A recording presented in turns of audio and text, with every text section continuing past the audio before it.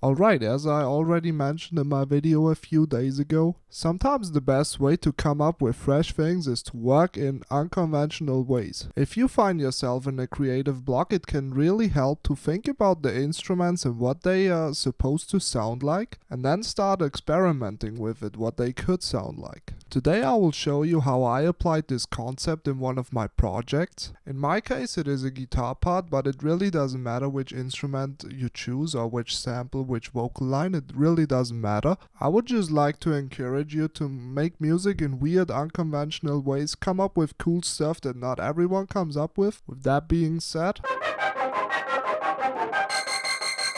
I will just quickly demonstrate the end result I came up with by using this method. I use this guitar sound as like the cherry on the top thing with the main synthesizer bassline, and I think it really turned out cool. So I will just play it very quickly now and then show you how I got to that sound.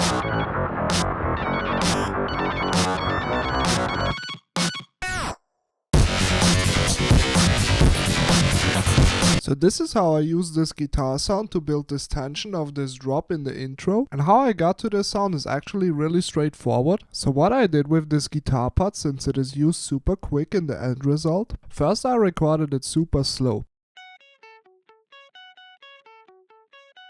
And since this DI signal is super boring, I threw an amp simulation on it. In this case it's a Neural DSP plugin, it's I think the Tim Henson one. I just took some notes on the guitar that fit the scale of the song. In this case it's a D Locrian song. And what I also did here is that the guitar is playing a 7/8 pattern, but the rest of the song is in 4/4, so you also got some polyrhythmic action going on. The next thing I did was turning on the warp mode for the sample so I can time stretch it, and then I made it just twice as fast. And you can already hear it is in 4/4, but since I played this pattern in 7/8 with the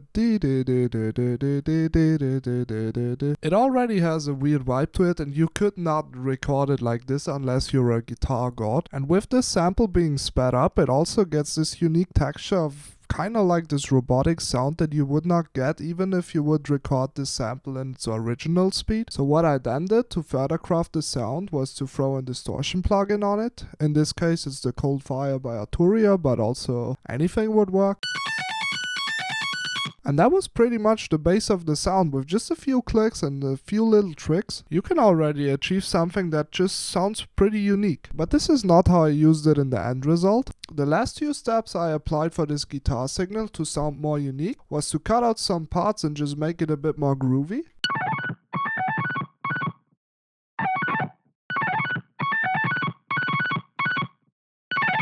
And as you can hear already, there is also a filter on it, and I automated the frequency of the filter so it opens up until the drop. This was done in I think 10 minutes or something. And you could totally go crazier with this idea. In this case, just those few little steps already made a big difference. But what I realized the last recent years is just pushing boundaries is what leads to fresh, cool things and original ideas. So the next time you sit down to produce something, try something unconventional. Maybe you can develop some cool signature sound that people associate with your music. That would be really cool. If you liked the video, I would be really happy if you consider liking, subscribing. Maybe you also have some cool ideas we can share in the comments. That would be very appreciated. In that sense, I have all my links in the description, also resources to other cool YouTube channels concerning music. And until then, I will see you in the next video.